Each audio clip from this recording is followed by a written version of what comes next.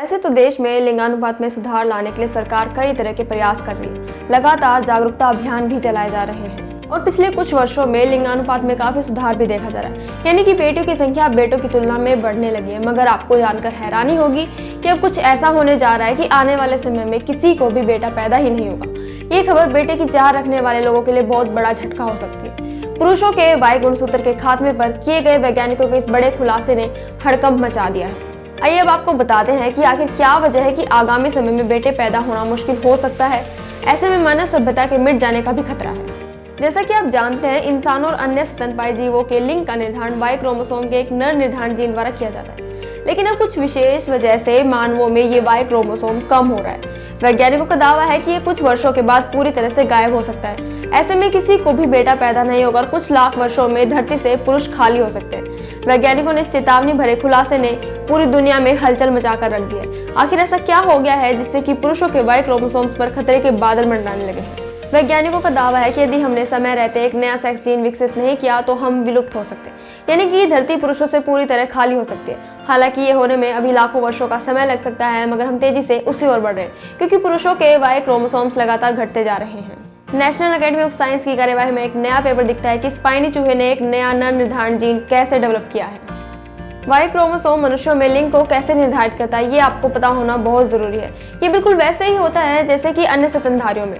मानवों में मादा में 2 एक्स क्रोमोसोम होते हैं और नर में 1 एक्स और एक छोटा सा क्रोमोसोम होता है जिसे वाई कहा जाता है। नामों का उनके आकार से कोई लेना देना नहीं होता है। एक्स में लगभग 900 जीन होते हैं, लेकिन वाई क्रोमोसोम कुछ खास करता है क्योंकि इसमें एक महत्वपूर्ण जीन होता है जो भ्रूण में नर विकास शुरू करता है। गर्भाधान के लगभग 12 सप्ताह बाद ये मास्टर जीन उन दूसरे जीन की तरफ जाता है जो टेस्टिस के विकास को नियंत्रित करती है।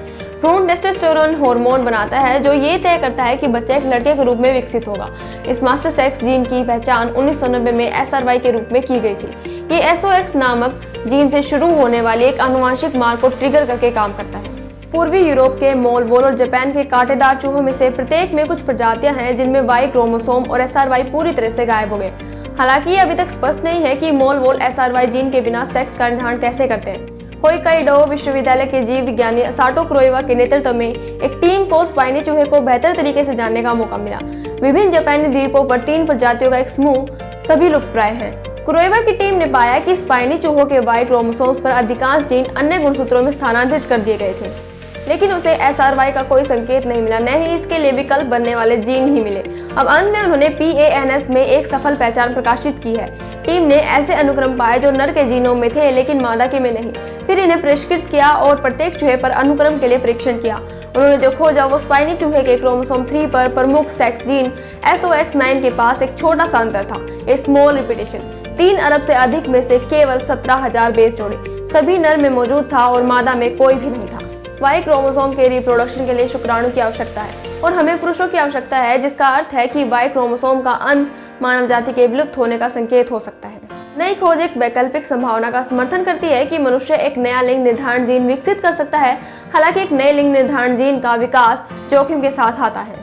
क्या होगा अगर दुनिया के अलग अलग हिस्सों में एक से ज्यादा नए सिस्टम डेवलप हो जाए? सेक्स जीन का एक युद्ध नई प्रजातियों के अलगाव का कारण बन सकता है, जो वास्तव में मोल वोल और स्पाइनी चूहों के साथ भी हुआ। इसलिए ये पॉसिबल है कि 1 करोड़ 10 लाख साल के बाद पृथ्वी पर कोई मनुष्य मिले ही ना, या कई अलग अलग मानव प्रजातियां हों जिन्हें उनके अलग अलग स्वभाव के कारण उन्हें अलग अलग रखा जाए। दोस्तों, आपको ये जानकारी कैसी लगी हमें कमेंट करके जरूर बताएं और अगर आपको इस वीडियो से कुछ वैल्यू मिला है तो इसे अपने दोस्तों के साथ जरूर शेयर करें।